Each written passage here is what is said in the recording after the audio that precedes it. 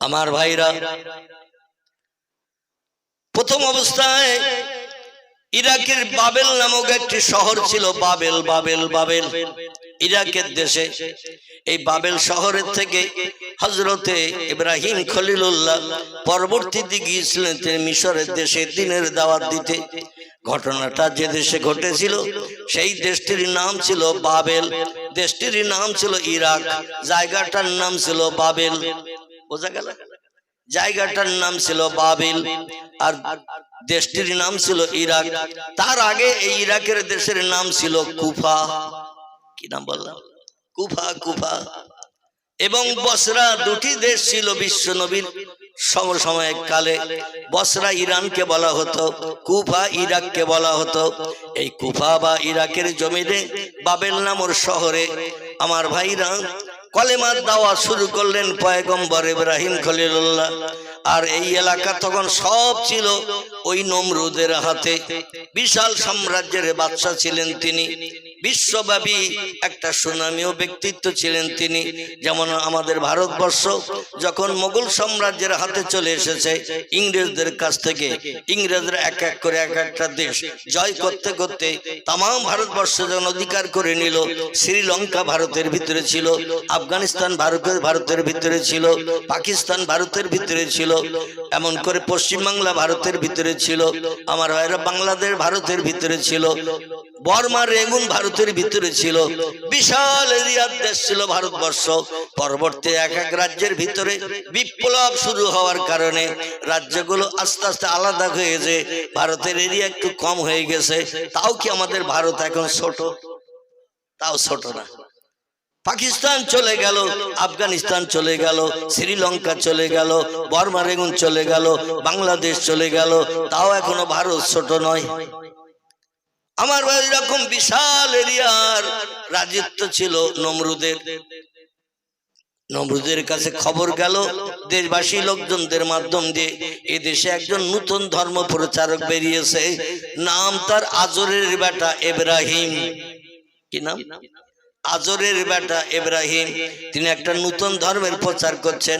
আর আপনি দেশবাসীকে জানিয়ে দিলেন, সবাই আমারে দেখলে বলবে আনতা রব্বিল লা শাক্কা ফিহি, আপনি আমাদের প্রভু, এতে কোনো সন্দেহ নাই।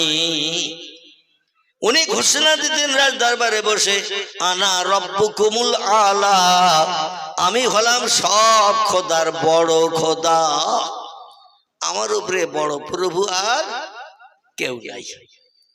আর জনগণকে বলতো, আমারে দেখলেই বলবে আনতা রব্বিল লা শাক্কা ফিহি, আপনি আমাদের প্রভু, আপনি আমাদের স্রষ্টা, এই কথার ভিতরে শস্য দানা পরিমাণ সন্দেহ নেই।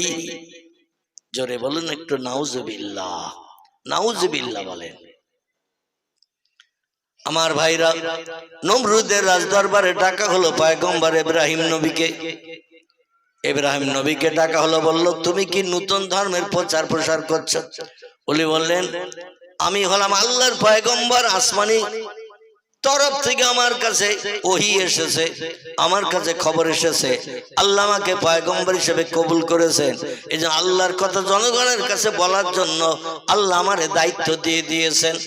এই জন্য আমি জনগণের কাছে আল্লাহর হুকুমটাকে বাস্তবে রূপদান করছি, হাসরে আমাকে যাতে আল্লাহর দরবারে আসামি বনতে না হয়। বলে তুমি কি নতুন ধর্ম প্রচার করছো? নমরুদের সামনে ইব্রাহিম নবী বললেন, লা ইলাহা ইল্লাল্লাহু ইব্রাহিম খলিলুল্লাহ। পৃথিবীতে একজন ব্যক্তিকে আল্লাহ বন্ধু হিসাবে কবুল করেছিলেন। খলিল শব্দটি হলো আরবি ভাষা, এর বাংলা অর্থ হলো বন্ধু। আমরা যেমন একে অপরের সঙ্গে বন্ধুত্ব করি না, বাংলা ভাষায় বন্ধু বলি, ইংরেজিতে ফ্রেন্ড বলা হয়, আরবি ভাষায় একে বলা হয় রফিক, ফার্সি ভাষায় একে বলা হয় দোস্ত। কি বলা হয়? দোস্ত। দোস্ত শব্দটা হলো ফার্সি ভাষা, আরবিতে কে বলা হয় রফিক। আমার ভাইরা, ইংরেজিতে বলা হয় ফ্রেন্ড, বাংলায় বলা হয় বন্ধু। আল্লাহর সঙ্গে যারা বন্ধুত্ব করেছে, দোস্তি করেছে, ফ্রেন্ডশিপ স্থাপন করেছে, এইরকম একজন ব্যক্তি তিনি বললেন, লা ইলাহা ইল্লাল্লাহু ইব্রাহিম খলিলুল্লাহ। এক আল্লাহ ছাড়া অন্য কোনো প্রভু নাই, স্রষ্টা নাই। আর আমি হলাম আল্লাহর পয়গম্বর, মানুষের কাছে দিন শরীয়তের বিধান দাতা, সুপথ দেখানোর কথা বলার দায়িত্ব আল্লাহ আমারে দিয়েছে। হারাম বর্জন করতে বলেছে, হালাল গুলো বাস্তব জীবনে রূপদান করতে বলেছে। মদ খাওয়া যাবে না, সুদের ব্যবসা করা যাবে না, গান বাজনা করা যাবে না, ঢোল তবলা বাজানো যাবে না, ন্যাংটা নারীদের নিয়ে গার্ডেনে পিকনিক স্পটে গল্প গুজব করা যাবে না, কোনো বিধবার দরজার করা নাড়া দেওয়া যাবে না, কোনো মানুষের প্রাণ নাশ করা যাবে না, কোনো গরিব এতিমের হক ফাঁকি দিয়ে খাওয়া যাবে না, কোনো বাচ্চা কাচ্চা এতিমের উপরে জুলুম অত্যাচার করা যাবে না। এই সমস্ত ভালো ভালো কথাগুলো ইব্রাহিম নবী কলেমার দাওয়াত দিয়ে মানুষের কাছে বলতেন। জোরে বলুন একটু সুবহানাল্লাহ। নমরুদের মাথায় যেন বাজ পড়ে গেল, সারা দেশের মানুষ আমারে খোদা বলে মানে। আর উনি বলছেন আমি খোদা নই, বরং আরেকজন খোদা আছে, যিনি বলছেন খলাকাস সামাওয়াতি ওয়াল আরদ, আসমান বানিয়েছি আমি সেই আল্লাহ, জমিনও বানিয়েছি আমি সেই আল্লাহ। আসমানে যা কিছু আছে তাও বানিয়েছি আমি, জমিনে যা কিছু দেখতে পাও সেও বানিয়েছি আমি। জোরে বলুন একটু সুবহানাল্লাহ।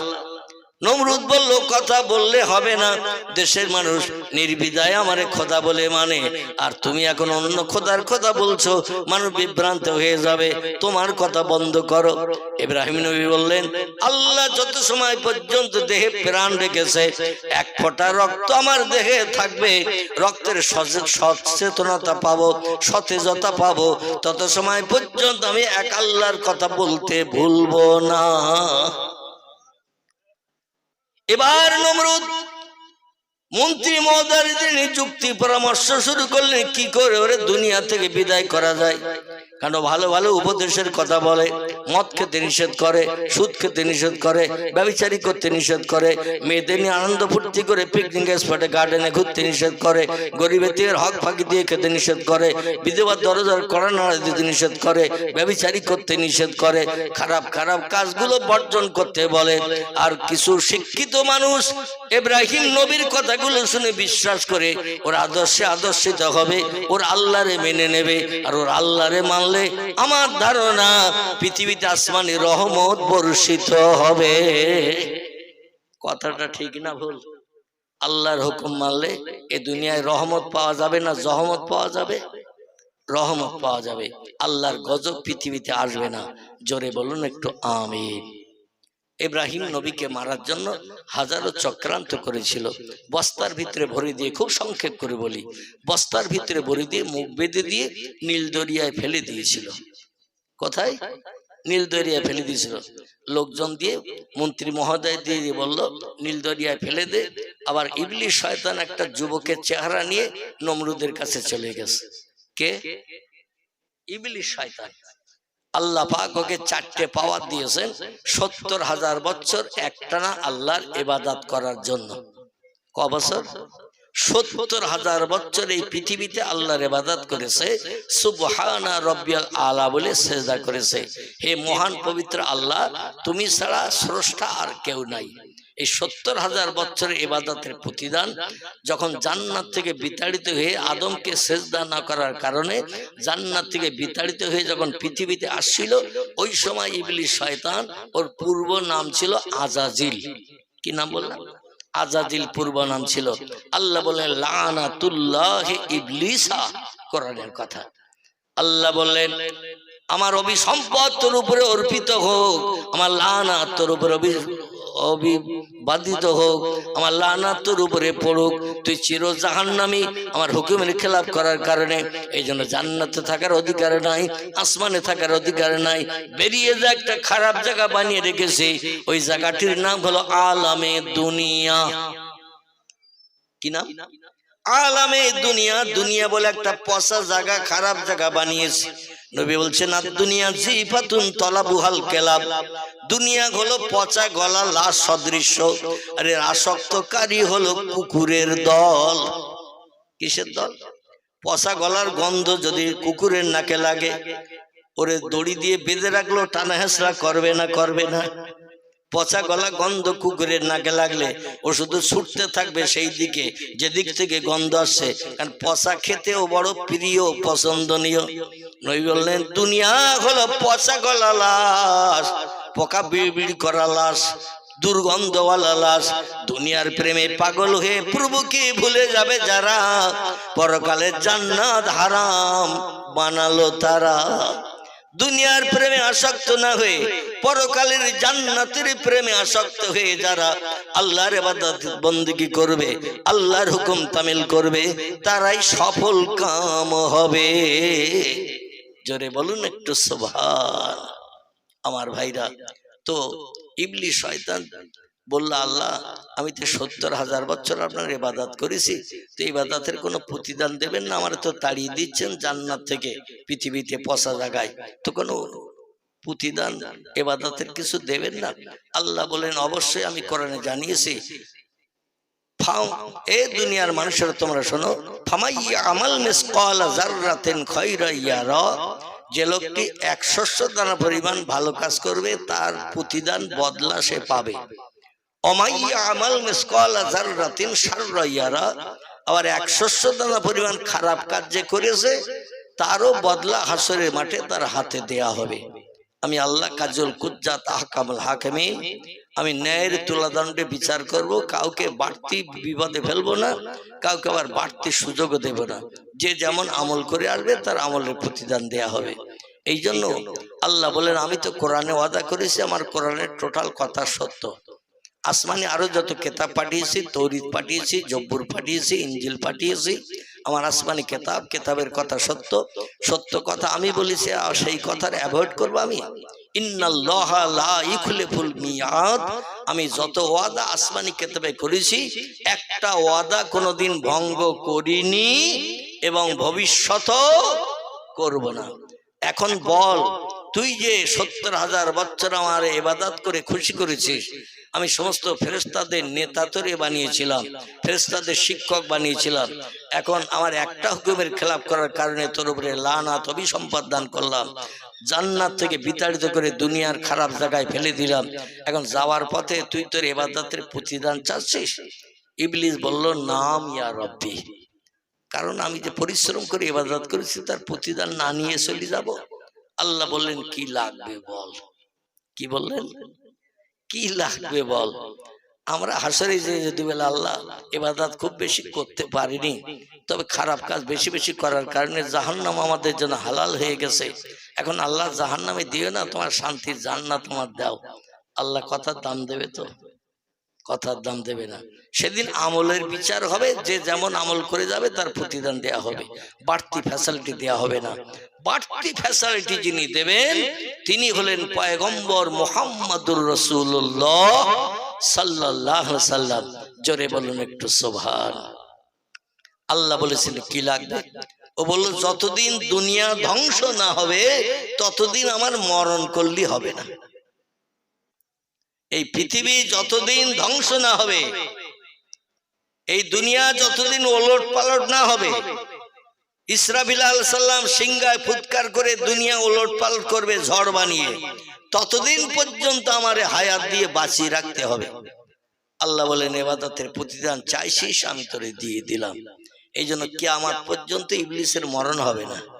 জোরে বলুন মারহাবা, একটু জোরে বলুন মারহাবা। আমরা যদি কেউ চাই কিয়ামত পর্যন্ত বেঁচে থাকতে হবে তো, কারণ আমরা তো ইবাদত করিনি, আল্লাহর কাছে কিছু চাই নাই। আল্লাহর কাছে চেয়েছিলেন কিছু মানুষ, আল্লাহ তাদের দাবি কবুল করেছেন। যেমন একজন আল্লাহর ওলি ব্যক্তি আছে, নাম তার হযরতে খিজির আলাইহিস সালাম। কি নাম বললাম? খিজির। এ কিন্তু কিয়ামত পর্যন্ত বেঁচে থাকবে, ওর কিন্তু মরণ হবে না। জোরে বলুন সুবহানাল্লাহ। আরেকজন ব্যক্তি আছে, একজন পয়গম্বর, তার নাম হলো হযরতে ইলিয়াস আলাইহিস সালাম। কি নাম বললাম? ইলিয়াস পয়গম্বর। আল্লাহ পাক তাকে কিয়ামত পর্যন্ত হায়াত দিয়ে পৃথিবীতে পাহাড় পরিচালনার দায়িত্ব দিয়ে রেখেছেন। জোরে বলুন সুবহানাল্লাহ। তার মরণ হবে না। আরেকজন ব্যক্তি আছেন যার নাম ঈসা রুহুল্লাহ আলাইহিস সালাম। প্রিয় নবী মুহাম্মদ রাসূলুল্লাহ উম্মত না হওয়া পর্যন্ত তার মরণ হবে না। জোরে বলুন সুবহানাল্লাহ। আমাদের নবীর উম্মত হবেন, এই পৃথিবীতে আবার আকাশ থেকে আসবেন, 47 বছর হায়াতে বেঁচে থাকবেন। ক বছর? 47 বছর হায়াতে বেঁচে থাকবেন, বিয়ে শাদী করবেন। বিয়ের করার কারণে 3 মতান্তরে 4 জন বর্ণনাকারীরা বর্ণনা করেছেন, 3 মতান্তরে 4টে বাচ্চা হবে ঈসা নবীর। দুনিয়ায় রাজিত্ব করবেন, সমস্ত দেশের মানুষ তারে বাদশা বানিয়ে দেবেন, তার রাজিত্ব আমলে সোনা ফলবে জমিনে। জ্বলে বলুন সুবহানাল্লাহ। তারপরে আল্লাহ তার ইন্তেকাল করাবেন। ততদিন পর্যন্ত তিনি হায়াতে জিন্দেগিতে দ্বিতীয় আসমানে বসে আছেন, অপেক্ষায় কবে আল্লাহ দামেস্কাসের জামে মসজিদের মাথায় আমারে নামিয়ে দেবে। তাই জোরে বলুন আমিন। তো বক্তৃতা লম্বা হয়ে যাচ্ছে আমার ভাইরা। ইব্রাহিম নবী আলাইহিস সালামকে প্রাণ নাশের জন্য যখন পরিকল্পনা নিয়ে বস্তার ভিতরে ভরে দিল, ইবলিস শয়তান একটা যুবকের চেহারা নিয়ে এসে বলছেন, ইয়া আইয়ুহাল মালিক, ও দেশের বাদশা, এই বস্তাটা মোটা দেখছি, এর ভিতরে কি? বলে আমাদের চরম শত্রু দুশমন, যে পৃথিবীতে নতুন ধর্মের প্রচার প্রসার করছে, জনগণ সব আমাকে স্রষ্টা বলে মানে, আমার চেহারার মতো প্রতিমা বানিয়ে বানিয়ে ঘরে রাখে, সকালবেলা ঘুম থেকে উঠে প্রতিমার কাছে সেজদা করে, বাইরে কাজকর্মে চলে যায়, বাইরে থেকে কাজকর্ম করে এসে আবার আমার চেহারার প্রতিমা ঘরে প্রত্যেকে রেখে দিয়েছে, তার সামনে সেজদা করে উপাসনা করে তারপরে তারা ঘুমাতে যায়। আর ও বলল, মাটির তৈরি প্রতিমার কোনো সেজদা করার প্রয়োজন নাই, যার দেহের ভিতরে প্রাণ নাই, জীবন নাই, তার সেজদার দরকার নাই, সে মানুষের কোনো উপকারই করতে পারে না। দ্বন্দ্ব বেঁধে গেছে, এই জন্য তারে দুনিয়া থেকে বিদায়ের চিন্তা ভাবনা নিয়েছি। জনগণকে এক মনে আমার ইবাদত উপাসনা করার, আমার চেহারার ফটোর কাছে মাথা নত করে সিজদা করার হুকুম জারি করেছি, সবাই তা মেনে নিয়েছে। আর এই হয়েছে পথের কাঁটা। এই পথের কাঁটা সরাতে হবে। আজরের ব্যাটারে ধরে নিয়ে এসে বস্তার ভিতরে ভরেছি, মুখ বেঁধেছি। বলে কি করবেন? বলে এরে সাগরে ফেলে দেব, নীল দরিয়ায় ফেলে দেব। ইবলিস শয়তান যুক্তি দিয়ে বলছে, শোনো, যদি দরিয়ায় ফেলে দাও তো ফুটবলের মতো ভেসে থাকতে পারে, এ তো হালকা কাঠের মতো ভেসে থাকতে পারে, আর ভেসে থাকলে জনগণ দেখতে পাবে, বস্তার মুখ খুলে দেবে, বস্তায় কি আছে দেখার জন্য বস্তা টেনে নেবে, সাগরের পানিতে যখন ভাসবে আর বস্তা টেনে মুখ খুলে দেবে, ইব্রাহিম বেরিয়ে যাবে, যে পথের কাঁটা সেই পথের কাঁটাই আবার রয়ে যাবে। নমরুদ বলল, সাদ্দাক্তা ইয়া আখি, সত্যি ভাই তোর মগজে মাল আছে। কি বলেছে? তোর মগজে মাল আছে। ও চিন্তা তো আমার মগজে ঢুকিনি। খালি মানুষ বস্তায় ভরে সাগরে ফেলে দিলে ও তো ফুটবলের মতো ভাসতে পারে, বেলুনের মতো ভাসতে পারে, হালকা কাঠের মতো ভেস ভাসতে পারে। আর নদীতে জোয়ার হয়, ভাটা হয়, সাগরে জোয়ার হয়, ভাটা হয়। আমি বাস্তব দেখে এসেছি। আমাদের গঙ্গাসাগর থেকে কপিল মুনির আশ্রম বলে একটি জায়গা আছে, যেখানে বছরে একবার করে প্রায় 15 থেকে 20 দিন মতান্তরে 1 মাসের মতো মেলা হয়। আমাদের ভারত বঙ্গোপসাগরের কিনারা। আমার ভাইরা, ওই 8 নম্বর থেকে ভ্যাসেল যোগে প্রায় 45 মিনিট লেগে যায় এই ভ্যাসেল চেপে ওপারে উঠতে। 30 কিলোমিটার লম্বা একটা দ্বীপ, আড়ে হলো 12 কিলোমিটার, আড়ে 12 কিলোমিটার, লম্বায় 30 কিলোমিটার। বাস চলে, ট্যাক্সি চলে, অটো চলে। আমি অদম গিয়েছি একটি জায়গায় প্রোগ্রাম করতে, ওই সাগর দ্বীপে। জায়গাটির নাম হলো ফুলডুবি। কি নাম বললাম? ফুলডুবি। যদি কোনোদিন যান, আপনি জায়গার নাম জিজ্ঞাসা করবেন, জনগণ বলে দেবে ইনশাল্লাহ। যেখানে জলসায় গিয়েছিলাম ফুলডুবিতে, ওখান থেকে আবার 12-13 কিলোমিটার দূর হলো গঙ্গাসাগরের মেলা, একেবারে সাগরের কিনারা। সেখানে গেলাম, সাগর দেখতে গেলাম। আমাদের পশ্চিমবাংলার মুখ্যমন্ত্রী তখন জ্যোতি বসু ছিল। কি নাম বললাম? জ্যোতি বসু ছিল। এই গঙ্গাসাগর কপিল মুনির যেখানে আশ্রম আছে, আশ্রমের সামনে সাগরের কিনারায় তখন ঝাউ গাছ লাগিয়েছে। গাছগুলো মানুষ সমান কিংবা মানুষ সমান থেকে একটু উঁচু ছিল সেই সময়। অনেক বছর আগের কথা বলছি, এখন গাছগুলো কত বড় হয়েছে আমি আর যাই নাই বলতে পারবো না। তবে যে সময় গিয়েছিলাম মানুষ সমান লম্বা লম্বা ঝাউ গাছগুলো সব বানিয়ে রেখেছিল, অবশ্যই এখন বড় হয়ে গেছে। তো সাগরের কিনারে দাঁড়িয়ে থাকলাম, দাঁড়িয়ে থাকার পরে দেখলাম সাগরে ঢেউ চলছে, ঢেউতে ঢেউতে দেখলাম পানি আস্তে আস্তে আমাদের পা পর্যন্ত এসে গেছে। 20-30 হাত দূরে ছিল পানি, 20-30 হাত দূরে ডাঙায় ছিলাম আমরা। 2-10 মিনিট দাঁড়াতে থাকতে সাগরের জোয়ারের পানিতে আমাদের পা পর্যন্ত পানি এসে গেছে। লোকজন বলল, কারা তোমরা, কারা?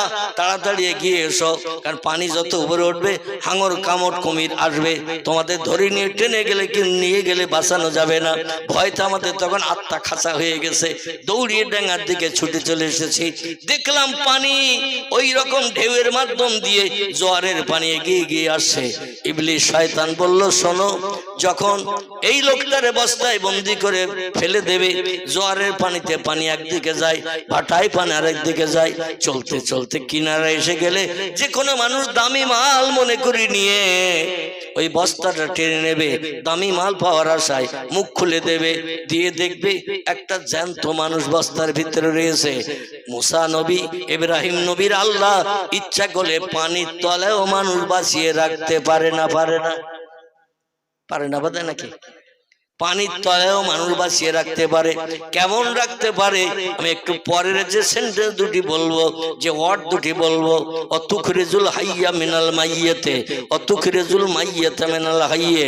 আল্লাহ বলছেন আমি মরারে জিন্দা করতে পারি, জিন্দারে মারতে পারি। কেমন পারেন ওই ঘটনার কাছে আসলে আমি তত্ত্ব পরিবেশন করব, ইনশাআল্লাহ তত্ত্ব শুনলে আপনাদের মগজ সাফ হয়ে যাবে। জোরে বলুন একটু আমিন। আমার ভাইরা, পয়গম্বর ইব্রাহিম নবীকে একেবারে দুনিয়া থেকে বিদায়ের জন্য ইবলিস যুক্তি দিল, এই বস্তার মুখ খোলো। বস্তার মুখ খুলে 2-4খানা ভারী পাথর বস্তার ভিতরে ঢুকিয়ে দাও, পাথর ঢুকিয়ে দাও, পাথর পাথর ঢুকিয়ে দিয়ে মুখটা আবার পূর্বের মতো বেঁধে দাও। দুজন হয়তো আগে ঘাড়ে করে নিয়ে যেতে পারতে, প্রয়োজন হলে 5-7জন মিলে বস্তা ঘাড়ে করো, কারণ পাথর তো ভারী। এই ভারী পাথর আর মানুষ সমেত কাঁধে করে নীল দরিয়ায় ফেলে দাও। যদি ইব্রাহিমের আল্লাহ ইব্রাহিমের বাঁচানোর জন্য যদি ভাসিয়ে রাখে বস্তা, কিন্তু পাথরের কারণে আর বস্তা ভাসবে না, পাথরের কারণে বস্তা তলায় তলিয়ে যাবে। শয়তানের যুক্তি খারাপ নাকি? শয়তানের যুক্তি খারাপ না। বলো পাথরের কারণে বস্তা তলিয়ে যাবে, আর তলিয়ে গেলে 2-10 মিনিট 20 মিনিট হয়ে গেলে ইব্রাহিমের দম বন্ধ হয়ে যাবে, জনম জনম মারা যাবে, বস্তা পানির তলায় থাকলে পচে যাবে। আর ইব্রাহিম নবীর দেহ যখন বস্তা পচে বেরিয়ে যাবে, হাঙর কুমুর জলস্থি মাছ ব্যাং সাপ যে যা মনে করবে, ক্যাকড়া থেকে শুরু করে সবাই খেয়ে ওরে কমপ্লিট করে দেবে, আর তোমাদের ধর্মের বিরুদ্ধে কোনো মন্তব্য করবে না। নমরুদ বলল, সাদ্দাক্তা ইয়াখি, সত্যি তোর মগজে এত মাল আমরা জীবনে বুঝতে পারিনি। তুই যদি না আসতিস তাহলে আমাদের পরিকল্পনা সব ভেস্তে যেত।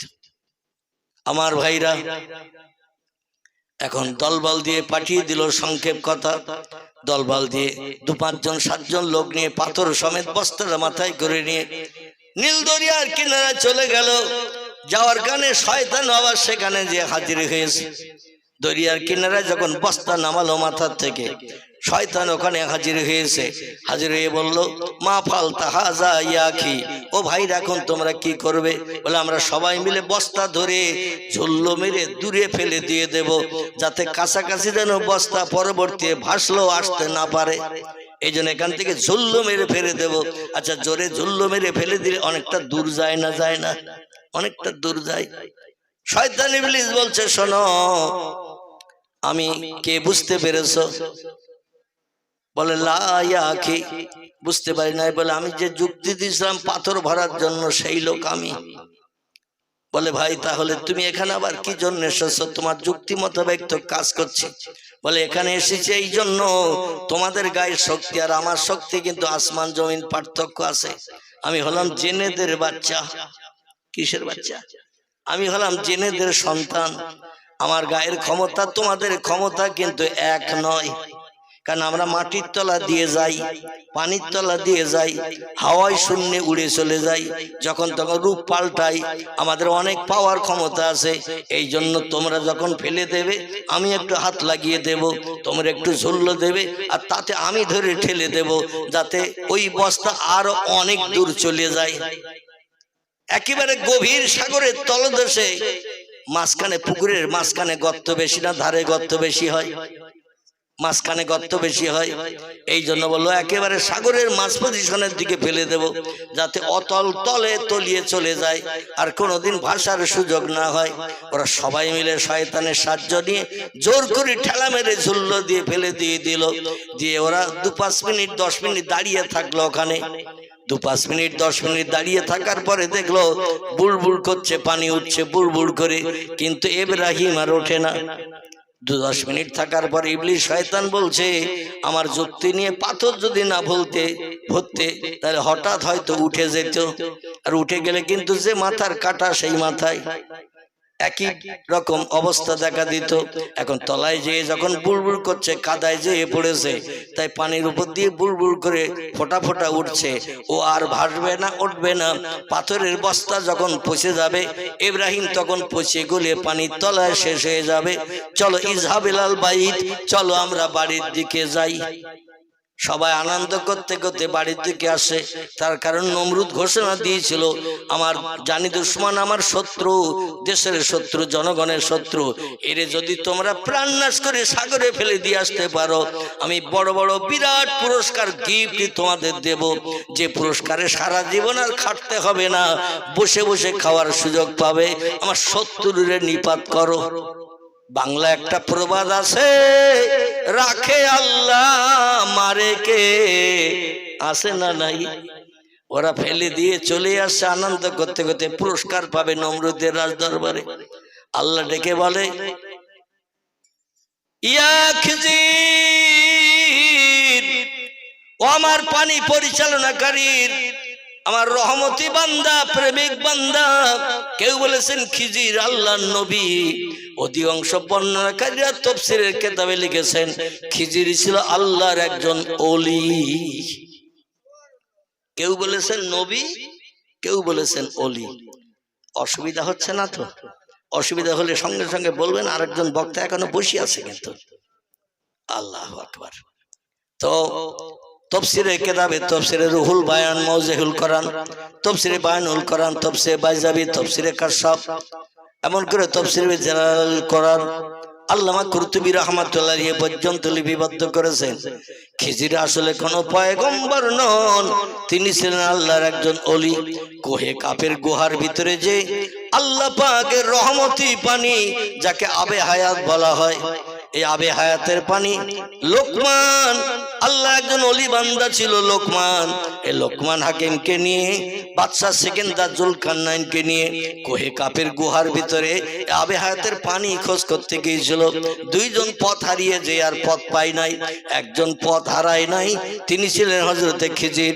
ওনার কাছে একটি চকমকি পাথর ছিল, অন্ধকার হলি জ্বলে ওঠে। জোরে বলুন একটু সুবহানাল্লাহ। ওই চকমকি পাথরের উপরে কাপড় খুলে দিল, পাথর জ্বলে গেল অন্ধকারের ভিতরে, লাইট জ্বলে গেল, পথ দেখতে পেল। পথ দেখতে দেখতে সেই আবে হায়াত সালসাবিল যারে বলা হয়, আমার ভাইরা এই আবে হায়াতের পানির কুয়ার কাছে চলে যে দুই হাতে করে পানি নিয়ে চুম্বক দিয়ে খেয়েছিলেন। তাফসীরের ভিতরে আল্লাহর নবী হাদিস শরীফে জানিয়েছেন, তাফসীরের ভিতরে লেখা করা জানিয়েছেন, এই আবে হায়াতের পানি যে লোকটি একবার পান করতে পারবে, কিয়ামত পর্যন্ত তার মরণ হবে না। এই পানিটা পান করেছিলেন হযরতে খিজির, বাদশাহ সেকেন্দার জুলকারনাইনের আমলে। কার আমল বললাম? বাদশাহ সেকেন্দার জুলকারনাইন, যিনি বিশ্বব্যাপী বাদশাহিত্য করেছিলেন। কটা দেশে? বিশ্বব্যাপী, তাম পৃথিবীব্যাপী বাদশাহিত্য করেছিলেন এই লোকটা। তাই বললো যে আমি একটু লম্বা দিন বেঁচে থাকতে চাই, আবে হায়াতের পানি কোথায় আছে খোঁজ করো লোকমান, খোঁজ করো খিজির, খোঁজ করো। এই জন্য লোকমানও ছিল আল্লাহর ওলি, খিজিরও ছিল আল্লাহর ওলি, বাদশা ছিলেন সেকেন্দার জুলকারনাইন। জোরে বলুন সুবহানাল্লাহ। তো এই পানি পান করার সুযোগ পেয়েছিলেন খিজির। আল্লাহ বলেন কিয়ামত পর্যন্ত যখন হায়াত পেয়ে গেছো, আমার পৃথিবীর একটি সৃষ্টির পরিচালনার দায়িত্ব তোমারে দিলাম, সেটা হলো পানিতে যত সৃষ্টি জীব বাস করে সব পরিচালনা করবে তুমি। খিজিরের নেতৃত্ব মেনে যারা চলে এরা কোনোদিন জেলেদের হাতে ধরা পড়ে না, জাল পাতলেও জালে ঢোকে না। জোরে বলুন সুবহানাল্লাহ। আর খিজিরের হুকুম অমান্য করে যারা চলে তারা বিপদে পড়ে। দেখবেন আমরাও মাঝে মধ্যে মাঠে যখন ছাগল টাগল চড়াতে যাই, এইবারে কিছু ছাগল বেয়াদব আছে না, ওরে বলি লোকের ধান খেতে মুখ দিবি না, তো কখন দড়ি ছেড়বে ধান খাবে সেই চিন্তা ভাবনা করে, নিয়ে যাবেন একদিকে ও যাবে আর একদিকে। আমার ভাইরা,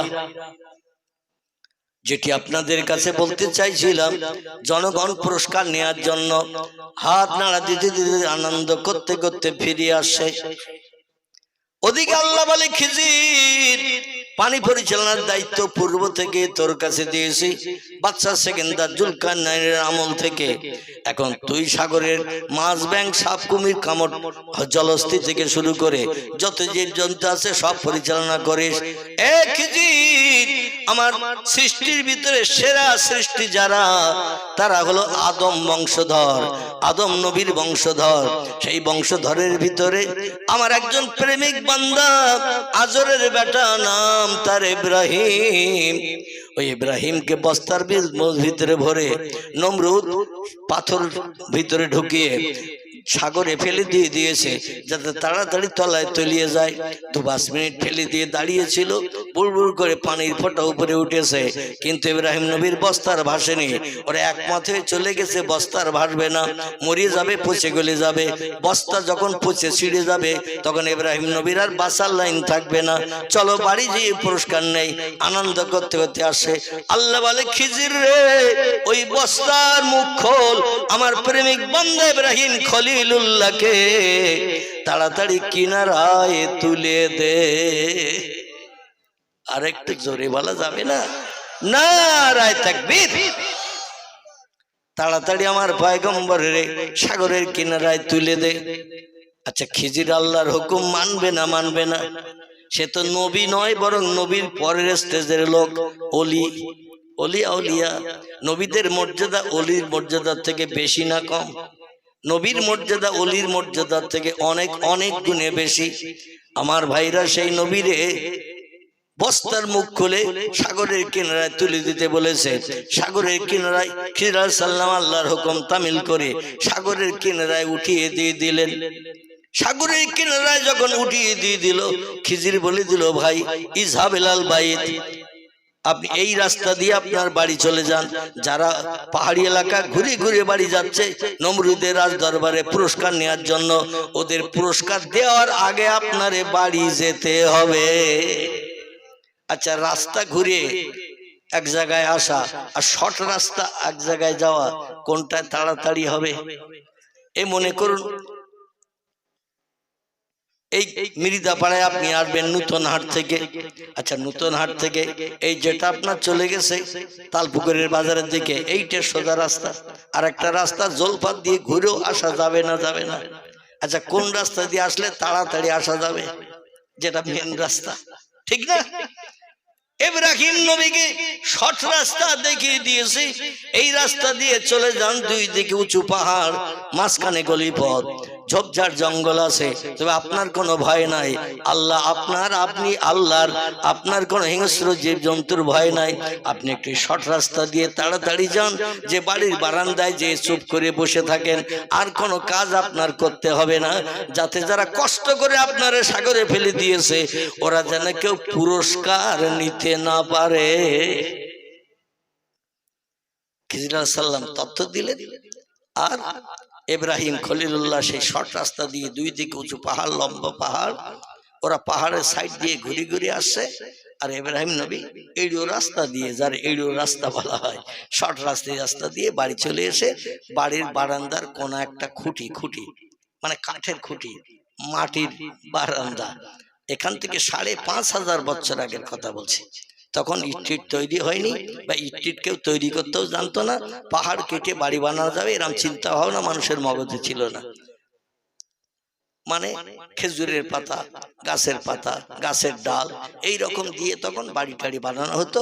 আর মাটি বালি একসঙ্গে সড়ো করে দেওয়াল টাল। আমাদের দেশেও আগে দেখবেন মাটি কাদা সেনিয়ে একটু শক্ত মতো করিয়ে মাটির দেওয়াল গাঁথা হতো না? এখন আর হচ্ছে না, সরকার সুবিধা করে দিয়েছে, যার ঘর নাই তার ঘর দেয়া হবে। আমার ভাইরা, ইব্রাহিম নবী বাড়ির বারান্দায় যে খুঁটির গায়ে হেলান দিয়ে চুপটে করে বসা, আর ওনার বাড়ির সামনে দিয়ে একটা সচরাচর রাস্তা ছিল, মানুষজন যাওয়া আসা করতো, অহরহ যেত এবং আসতো পাড়ার ভিতরে। ওনার বাড়ির সামনে দিয়ে রাস্তা ছিল আজরের বাড়ি। ওনার বাবা ছিল আজর প্রতিমা বানাতেন, তিনি মাটির প্রতিমা, নমরুদের চেহারার মতো প্রতিমা। আর নমরুদ বলতো আমি সবার বাড়ি যেতে পারবো না, সবাই আমার স্রষ্টা বলে সম্মান দিতে পারবে না, আমার স্রষ্টা বলে সেজদা করতে পারবে না। এজন্য আজর যে প্রতিমা বানায় আমার চেহারার মতো অবিকল দেখতে, এই প্রতিমা একটা করে ঠাকুর কিনে নিয়ে যাও, বাড়িতে রেখে দেবে এক কোনায় ভালো জায়গায়। আর সকালে ঘুম থেকে উঠবে, ঠাকুরের সামনে সেজদা করবে, বাইরে কাজকর্মে যাবে, কাজকর্মে ফিরে এসে সুস্থ অবস্থায় আমার সেজদা করবে। আমি তোমাদের সব দুঃখ দুর্দশা নিবারণ করব, আমার সেজদা করলে যার যা সমস্যার সমাধান করব, টাকা পয়সা যা লাগবে সব দেব, খাবার দাবার যা লাগবে সব দেব। ইনি ছিলেন আজর, ইনি বানাতেন প্রতিমা নমরুদের চেহারার। যাই হোক, ইব্রাহিম নবী চুপ করে বসে আছেন। আর জনগণ যারা পুরস্কার নেবে আনন্দ ফুর্তি করতে করতে নমরুদ জিন্দাবাদ, ইব্রাহিম মুর্দাবাদ, নমরুদ বেঁচে থাক, আজরের বাটে ইব্রাহিম মরে যাক, সাগরে ফেলে দিয়ে এসেছি, মরে যাক আজরের বেটা, দুনিয়া আর না দেখা যাক। এই বলতে বলতে নমরুদের নামে স্লোগান দিতে দিতে যাচ্ছে। নমরুদ বলছে মা তারা ইয়াকি, ও রাজ দরবারের লোকেরা একটু তাকিয়ে থাকে তো, কারা আমার নামে স্লোগান দিচ্ছে, আমার নামে জিন্দাবাদের স্লোগান, আমি বেঁচে থাক আর আজরের বেটা ইব্রাহিম মারা যাক, এই স্লোগান দিচ্ছে ইব্রাহিম মুর্দাবাদ। দেখো তো কারা, বলে যারা বস্তা নিয়ে গিয়েছিল তারা, বলে তারা, ওরা আমার নামে স্লোগান দিচ্ছে, তাহলে পুরস্কার আমি যা দেবো মনে করেছিলাম তার আরো 3 ডবল দেব। আমি যে পুরস্কার দেব বলে নিয়ত করেছিলাম আরো 3 ডবল পুরস্কার দেব। ওদের আসতে বলো আমার রাজ দরবারে, কি চাই ওদের, আমার শত্রু নিপাত করে এসছে নিশ্চয়ই, অন্যতে ইব্রাহিম মুর্দাবাদ বলতো না। আসতে দাও ওদের। কাছাকাছি এসে গেছে। বাদশা নমরুদ জিজ্ঞাসাবাদ করছে, মা হালুকা মা করুকা ইয়া আইয়ুহান নাস, ও জন সকল লোক সকল, তোমরা বলো খবর কি? বলে দুনিয়ার খোদা, দুনিয়ার খোদা, আমরার শত্রুকে চিরতরে নিপাত করে সাগরে দিয়ে এসেছি। বলে 2-10 মিনিট দাঁড়িয়েছিলে তো, আবার ওর আল্লাহ আবার ভাসিয়েটা সে দেয় কিনা? বলে কোনো চিন্তা নাই, 2-10 মিনিট নয় বরং আরো বেশি সময় দাঁড়িয়েছিলাম, পানির থেকে বুড়বুড় করে গেজা উঠেছে, কিন্তু ইব্রাহিমের ভাষার কোনো নাম নিশানা দেখি নাই, তাই আমরা বাড়ি ফিরছি আনন্দ করতে করতে, গেলেই পুরস্কার পাবো। উনি বলে আমার নামে স্লোগান দিতে দিতে রাজ দরবারের কাছাকাছি এসে গেছো, এজন্য আমিও নিয়ত করেছি আগে যে পুরস্কার দেব চিন্তা ভাবনা নিয়েছিলাম তার থেকে আরো 3 ডবল পুরস্কার দেব। তবে তোমরা যে ইব্রাহিমের ফেলে রেখে এসেছো তার প্রমাণ কি? ওরে যে সাগরে ফেলে রেখে এসেছো, ও যে মরিয়ে গেছে, বেঁচে নাই, তার প্রমাণ কি? বলে আমাদের সঙ্গে একজন লোক ছিল, সে লোক তো এখন এখানে নাই। তাহলে তারে জিজ্ঞাসা করলে জানতে পারতেন যে নমরুদ বেঁচে আছে না মারা গেছে, সে প্রত্যক্ষদর্শী। সেও আবার বস্তায় হাত লাগিয়ে ঠেলা দিয়েছিল, যার কারণে ওর গায়ে এত শক্তি, আমরা যেখানে ঠেলা দিলে ফেলে দিতে পারতাম তার থেকে আরো অনেক দূরে চলে গেছে বস্তা, খুব গায়ে শক্তি। বলে তাই নাকি? বলে হ্যাঁ। বলে আমি তোমাদের পুরস্কার তো দেব, তবে এই ব্যবসায় আমি জয়ী হলাম না অজয়ী হলাম, আমার লাভ হলো না লস হলো, আমি একটু পরীক্ষা নিয়ে তারপরে তোমাদের প্রত্যুত্তর দেব, তোমাদের পুরস্কার দেব। বলে আর কি পরীক্ষা নেবেন স্যার? কি পরীক্ষা নেবেন হুজুর? ইয়া রব্বি, এ দুনিয়ার খোদা কি পরীক্ষা নেবেন? বলে একটু ইব্রাহিমের বাড়ি যে একটু ঘুরে দেখে এসো। কি কর? ইব্রাহিমের বাড়ি যে একটু ঘুরে দেখে এসো, ইব্রাহিম বাড়ি আছে কিনা। বলে আমরা তো রাস্তা দিয়ে আসলাম, আমাদের টপকি আসেনি।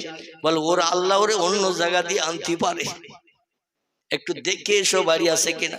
ওরা ইব্রাহিম নবী বাড়ি আছে কিনা দেখতে চলে গেছে। যে দেখে ইব্রাহিম নবী বারান্দার কাঠের খুঁটির গায়ে হেলান দিয়ে চুপ করে বসে রয়েছে, একটু মুখ কালো করিয়ে। কি করে? মুখ কালো করে, মলিনতা নিয়ে, দুশ্চিন্তা ভারাক্রান্ত মন নিয়ে খুঁটির গায়ে হেলান দিয়ে চুপ করে বসে আছে, গালে হাত দিয়ে। লোকজন এসে ওরে বলছে, এই ওইটা সে ইব্রাহিম। আর একজন বলছে, তাই তো দেখছি। বলে, ওরে তো ফেলে আসলাম সাগরে, আর আমরা আসার আগে বাড়ি আসলো কি করে? ওদের ভিতরে আলোচনা চলছে, আমরা বাড়ি আসার আগে ও আসলো কি করে?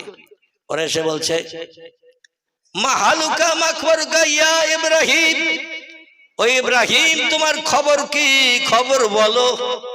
ইব্রাহিম বলছে, খায়ের খায়ের, আল্লাহ চায় তো খবর আমার ভালো, তবে একটুখানি চিন্তাযুক্ত আছি, আমি একটুখানি চিন্তাযুক্ত আছি। বলে, খবর ভালো বললে আবার চিন্তাযুক্ত কি? বলে, আমি মনে মনে ধারণা করছিলাম, আমি যখন সাগরের ভিতরে গেলাম, তোমরা যে উপকার করেছো, তোমাদের কথা জীবনে ভুলতে পারবো না। বলে, তোমার প্রাণ নাশের জন্য বস্তায় ভরে ফেলে দিলাম সাগরে, আমরা উপকার করেছি না তোমার ক্ষতি করেছি? বলে, না ভাই, তোমাদের মগজে চিন্তা ভাবনা, তোমরা আমার উপকার করেছো না ক্ষতি করেছো সেটা তত্ত্ব শুনলেই বুঝতে পারবে। জোরে বলুন একটু সুবহানাল্লাহ। তোমরা মনে করছো আমার ক্ষতি করেছো, কিন্তু আসলে তোমরা আমার উপকার করেছো। বলে, কিরম উপকার করলাম? বলে, ওই বস্তার ভিতরে শুধু যদি ফেলে দিতে, তলায় যেতে আমার অনেক লেট হয়ে যেত। শুধু বস্তায় ভরে যদি ফেলে দিতি, সাগরের তলা অনেক গভীর, অনেক গভীর, হাজার হাজার ফুট গভীরতা। আটলান্টিক মহাসাগরের পানির গভীরতা হলো 14,500 ফুট। কত? এই পুকুরের গভীরতা কত? 10 ফুট, 9 ফুট, 11 ফুট হতে পারে নাকি? কিন্তু সাগরের পানির গভীরতা হলো 14,500 ফুট। নীল দরিয়ার পানির গভীরতা ওই রকম। বলে, তোমরা যদি পাথর ভরিয়ে না দিতে, আমার তলায় যেতে অনেক লেট হয়ে যেত। এই জন্য তোমরা যে পাথর ভরি আমারে ফেলে দিয়েছ, আর ভারী পাথরের কারণে আমি দ্রুত তলায় চলে যেতে পেরেছি, মেল ট্রেনের মতো। কি ট্রেন? একটা সাধারণ ট্রেন আছে না, লোকাল ট্রেন, আর একটা আছে না মেল ট্রেন। হাওড়া স্টেশন থেকে যখন ছাড়ে, 5টা 7টা 10টা স্টেশন কভার করে এক জায়গায় রাখে। ঠিক বললাম না ভুল বললাম? যারা অন্ধ্রপ্রদেশে গেছেন, বিহারে গেছেন, উড়িষ্যায় গেছেন, কর্ণাটকে গেছেন, তামিলনাড়ু গেছেন, আমার কথা একমত হতে পারবেন। আমিও গিয়েছিলাম কেরালায় ট্রিটমেন্ট হতে। কোথায় বললাম? কেরালায় ট্রিটমেন্ট হতে। আমাদের এখান থেকে ব্যাঙ্গালোর যেতে 3 ঘন্টা সময় লাগে, 3.5 ঘন্টার মতো ব্যাঙ্গালোরে যেতে। কিন্তু আমার এয়ারপোর্টে লেগেছিল 4.5 ঘন্টা কেরালা। কোথায় বললাম? কেরালা একেবারে ভারতের সীমানা, ওদিকে শ্রীলঙ্কা, এদিকে ভারতের শেষ। জায়গাটির নাম কেরালা। 4.5 ঘন্টা প্লেনে লেগে গেল। সৌদি আরবে যেতে 6 ঘন্টা লাগে। মানে এতটা দূর মেল ট্রেন। কিন্তু যেখানে সেখানে স্টপেজ দেয় না, দেয়? 2-10টা স্টেশন পার হয়ে যে এক জায়গায় স্টপেজ দেয়।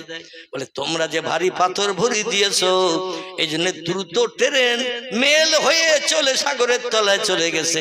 আর যেই বস্তা সাগরের তলায় চলে গেছে, আমার একজন বন্ধু ছিল, তার নাম হলো খিজির। আমার বস্তার মুখ খুলে দিয়ে তার বাড়িতে নিয়ে যে আমাকে সুন্দর করে খাবার পরিবেশন করেছে। যেমন আল্লামা রুহুল আমিন রাহমাতুল্লাহ আলাইহি একজন হিন্দু ছেলে ছিল, তার নাম ছিল তপন। তপন এরে ইসামতি নদীতে লাভ দিতে বলেছিল বাড়ি ভাঙা বন্ধ হওয়ার জন্য।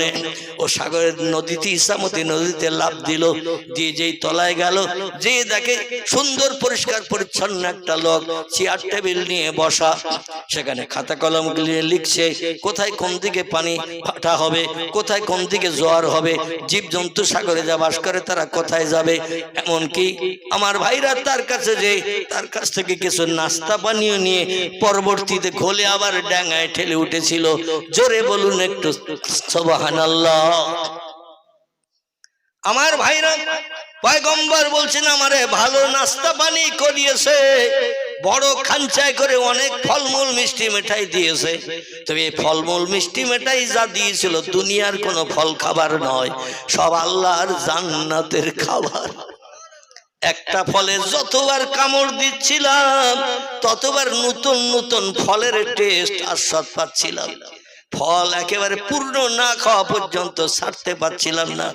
আমরা কোনো ফল তিতো টক এমন করে কোষো লাগলে এক কামড় দেওয়ার পরে খাই না, কিন্তু আল্লাহর জান্নাতি ফলের এমন কোয়ালিটি, একটা ফলে যদি 100 বার কামড় দেন 100 রকম ফলের আস্বাদ পাবেন। বলে এইরকম করে এক একটা ফল খেতে খেতে সময় লেগেছে।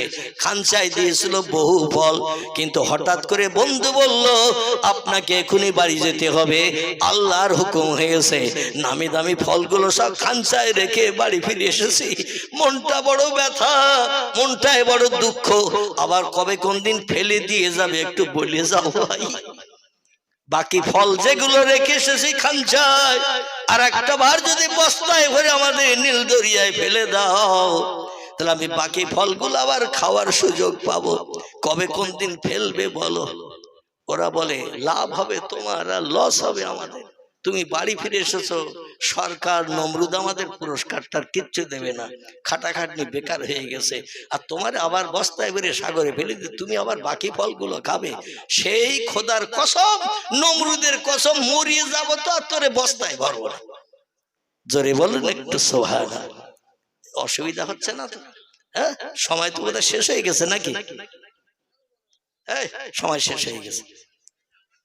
একটু দরুদ শরীফ বলো বলো বলে কি মেশিন নাকি যে অটোমেটিক সুইচ টিপেছেন আর কাজ চলতেছে? সুইচ টিপলে তো কাজ চলবে না। পরের বক্তা অপেক্ষায় বসে আছে।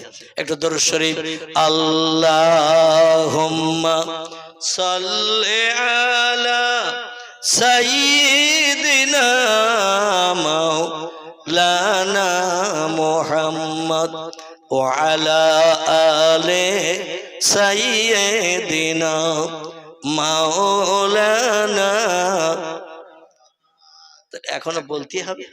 আচ্ছা, আপনাদের দাবি আমি কবুল করব। অসুস্থ হলো আমার একটা দাবি আছে, আপনারা কবুল করবেন তো নাকি? কি আর জবান খুঁজতেছে না কেন? আপনাদের দাবি আমি কবুল করব বললাম, আর কিছুটা বলবো, কিন্তু আমার একটা দাবি আছে, কবুল করবেন তো?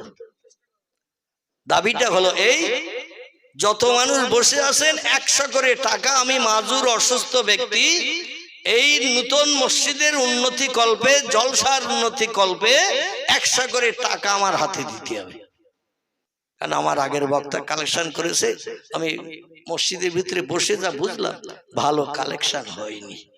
এ ঠিক বললাম না ভুল বললাম? কালেকশন ভালো হয়নি।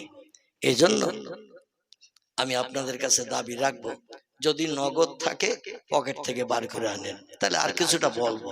আর যদি বলেন হুজুর আর শুনবো না, তাহলে পয়সা দিতে হবে না আমার হাতে। আল্লাহু আকবার। দেখেছেন তো, এই হলো ইমানদার মুমিনের লক্ষণ। একজন নাদান আলেম পয়সা চেয়েছে, ও ভবিষ্যতের চিন্তা, কালকের বাজারের চিন্তা দূর করে দিয়ে 100 টাকা আমার ভাই প্রথম আমার হাতে দিয়ে গেছে। আমি একটু তাকবীর ধ্বনি দিয়ে আওয়াজ দেন তো দেখি, নারায়ে তাকবীর। আওয়াজের অবস্থা ভালো না, এটা আমি বুঝতে পারছি। সবাই উঠবে না, শয়তান দূর করতে হবে রাত 12টার সময়। কি করতে হবে? শয়তান দূর করতে হবে। শয়তান দূর করার প্রধান নমুনা হলো, প্রধান নম্বরের হাতিয়ার হলো তাকবীর ধ্বনির আওয়াজ একটু জোরে দিতে হবে। তাকবীর ধ্বনির আওয়াজ যত দূর যাবে শয়তান এর ভিতর থেকে ছুটে পালিয়ে চলে যাবে, শয়তান আর ভেতরে থাকবে না। আর শয়তান যদি না থাকে, কুমন্ত্রণা দেওয়ার আর কেউ আছে? কুমন্ত্রণা দেওয়ার আর কেউ নেই। অবশ্যই প্রত্যেকটি ইমানদার মুমিন মুসলমান কবরের চিন্তা করে, হাসরের চিন্তা করে, জাহান্নামের চিন্তা করে পকেটে অবশ্যই হাত দেবে। আর যদি কাছে না থাকে, এখানে খাতায় একটু লিখে দিতে হবে। পারবেন? 100 টাকা, বেশি না, 100 টাকা। এখন তো বাজারে গেলেই মাল কেনার আগে টাকা ফুরিয়ে যাচ্ছে, ঠিক কি না? এই দেখেন সব এসে দাঁড়িয়ে গেছে। আল্লাহু আকবার।